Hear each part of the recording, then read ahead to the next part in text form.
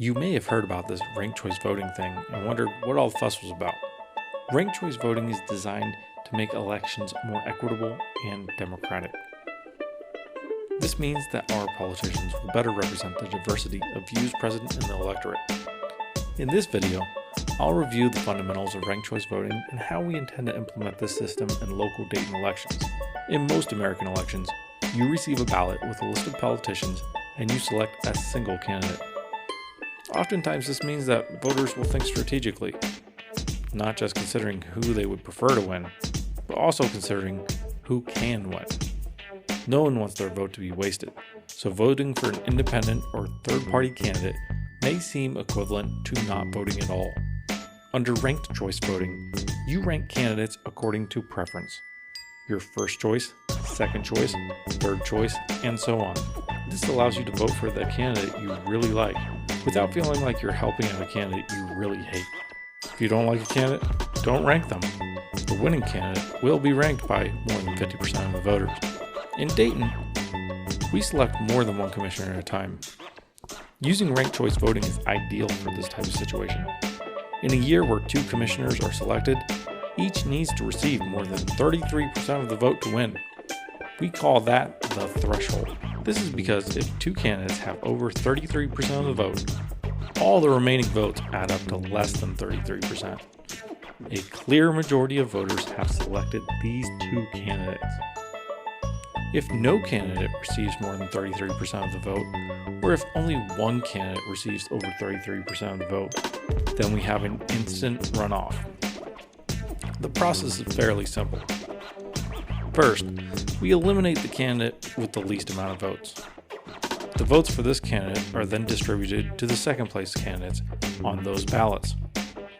Here we see that green receives 1%, purple 7%, pink 5%, and orange 1%. If anyone reaches the threshold, they win.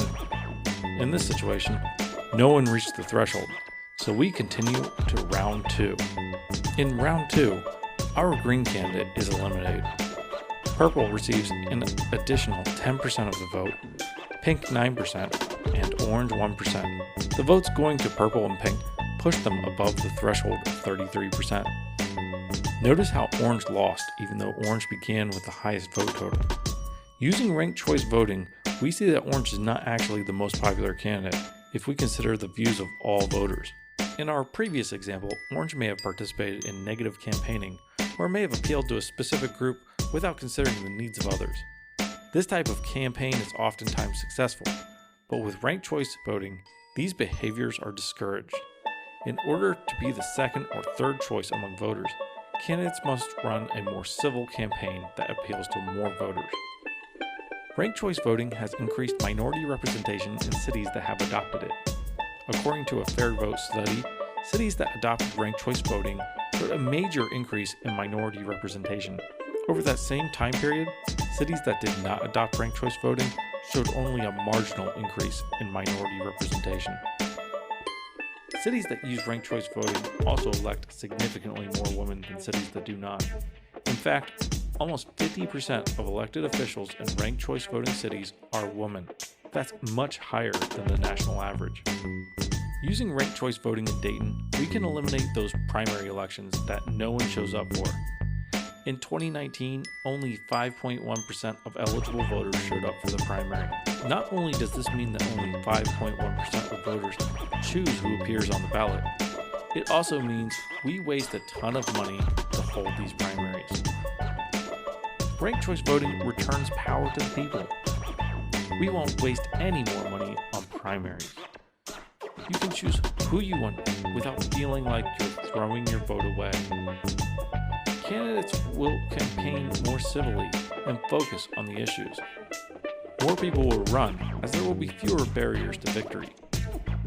Most importantly, voters are given more choice and more voice.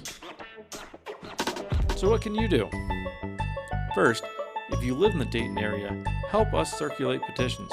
The more volunteers we can get, the better. Second, tell everyone you know about this initiative. Even if you don't live in Dayton, bringing awareness to ranked choice voting can help us bring it statewide. Connect with us on social media and help spread the word. Finally, consider donating to Reconstructing Dayton. This campaign requires significant resources, and we could use financial support.